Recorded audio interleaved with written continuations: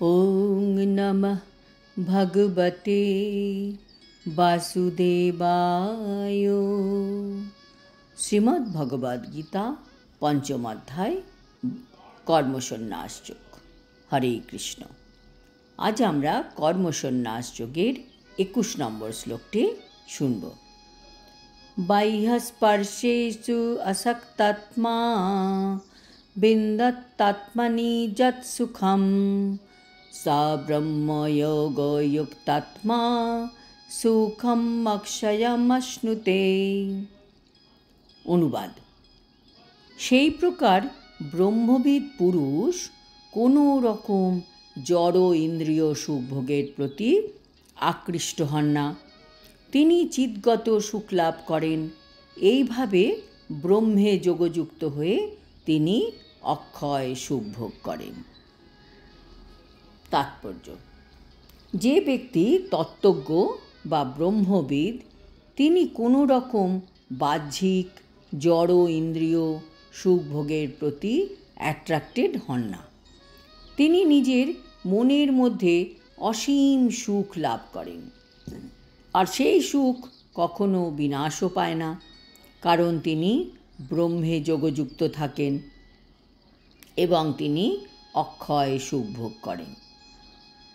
একজন ব্রহ্মযোগী বা কৃষ্ণ ভাবনায় ভাবিত ভক্ত ভগবানের প্রেমময় সেবায় এতই তন্ময় থাকেন যে তখন আর ইন্দ্রিয় সুখভোগ করবার বাসনার প্রতি তার লেশমাত্র রুচি থাকে না।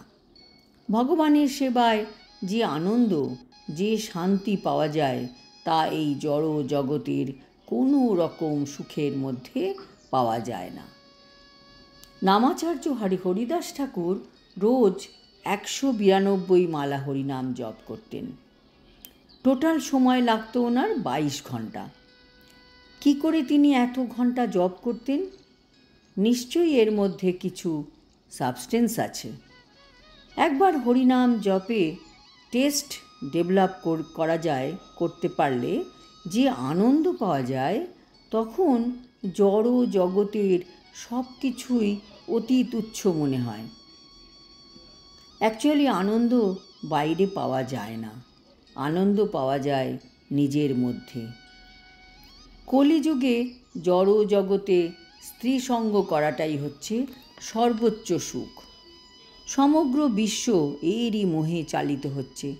চারিদিকে দেখা যায় যেখানে প্রয়োজন নেই সেখানেও নারীর ছবি দিয়ে বিজ্ঞাপন দেওয়া হয়েছে।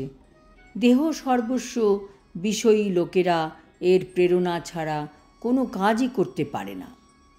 কিন্তু অপরপক্ষে কৃষ্ণ ভাবনায় ভাবিত ভক্ত কামসুখ পরিহার করে মহা উৎসাহের সঙ্গে কর্ম করতে পারেন। সেটি পরমার্থ উপলব্ধির পরীক্ষা। পরমার্থ উপলব্ধি ও কাম উপভোগ সম্পূর্ণ বিপরীতধর্মী। জীবনমুক্ত কৃষ্ণ ভক্ত কোনো রকম ইন্দ্রিয় সুখের প্রতি আকৃষ্ট হন না। আজ এই পর্যন্ত। আগামী শ্লোকে জানা যাবে বিষয়ভোগে আসক্ত হওয়া কত অনিত্য, কাজেই জ্ঞানী ব্যক্তিরা কিভাবে এর থেকে দূরে থাকেন। হরি ওং তৎসৎ। হরে কৃষ্ণ।